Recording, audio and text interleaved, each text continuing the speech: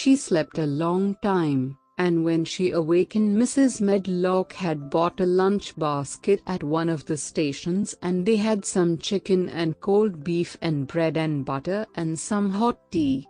The rain seemed to be streaming down more heavily than ever, and everybody in the station wore wet and glistening waterproofs. The guard lighted the lamps in the carriage, and Mrs. Medlock cheered up very much over her tea and chicken and beef. She ate a great deal and afterward fell asleep herself, and Mary sat and stared at her and watched her fine bonnet slip on one side until she herself fell asleep once more in the corner of the carriage, lulled by the splashing of the rain against the windows. It was quite dark when she awakened again. The train had stopped at a station and Mrs. Medlock was shaking her. "You have had a sleep," she said. "It's time to open your eyes. We're at Thwaite Station and we've got a long drive before us."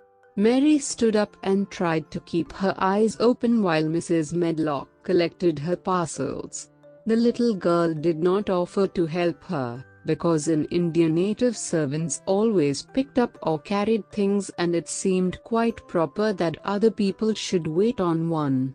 The station was a small one and nobody but themselves seemed to be getting out of the train. The station master spoke to Mrs. Medlock in a rough, good-natured way, pronouncing his words in a queer broad fashion which Mary found out afterward was Yorkshire. "I see Thas got back," he said. "And has brought th young un with thee."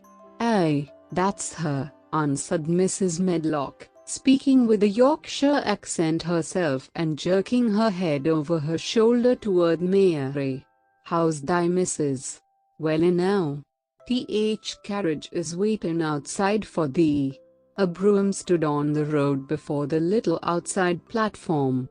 Mary saw that it was a smart carriage and that it was a smart footman who helped her in. His long waterproof coat and the waterproof covering of his hat were shining and dripping with rain, as everything was, the burly station master included. When he shut the door, mounted the box with the coachman, and they drove off, the little girl found herself seated in a comfortably cushioned corner, but she was not inclined to go to sleep again. She sat and looked out of the window, curious to see something of the road over which she was being driven to the queer place Mrs. Medlock had spoken of. She was not at all a timid child and she was not exactly frightened, but she felt that there was no knowing what might happen in a house with 100 rooms nearly all shut up, a house standing on the edge of a moor. "What is a moor?" she said suddenly to Mrs. Medlock. "Look out of the window in about 10 minutes and you'll see," the woman answered. "We've got to drive 5 miles across Moor before we get to the manor. You won't see much because it's a dark night, but you can see something." Mary asked no more questions but waited in the darkness of her corner, keeping her eyes on the window. The carriage lamps cast rays of light a little distance ahead of them and she caught glimpses of the things they passed. After they had left the station they had driven through a tiny village and she had seen whitewashed cottages and the lights of a public house. Then they had passed a church and a vicarage and a little shop window or so in a cottage with toys and sweets and odd things set out for sale.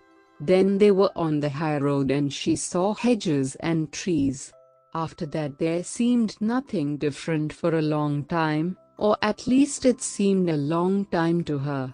At last the horses began to go more slowly, as if they were climbing uphill, and presently there seemed to be no more hedges and no more trees. She could see nothing, in fact, but a dense darkness on either side. She leaned forward and pressed her face against the window just as the carriage gave a big jolt. "We're on the moor now sure enough," said Mrs. Medlock.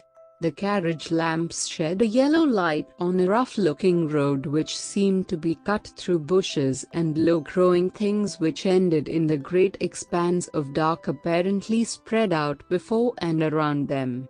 A wind was rising and making a singular, wild, low, rushing sound.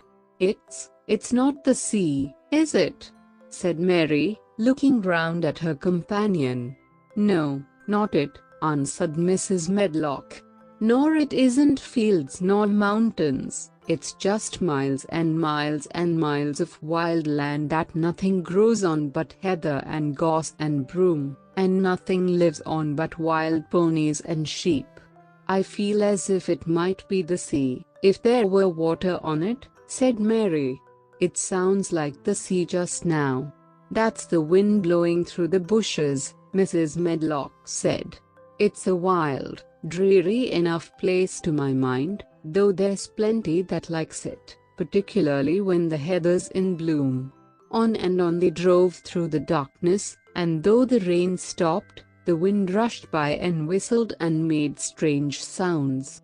The road went up and down, and several times the carriage passed over a little bridge beneath which water rushed very fast with a great deal of noise.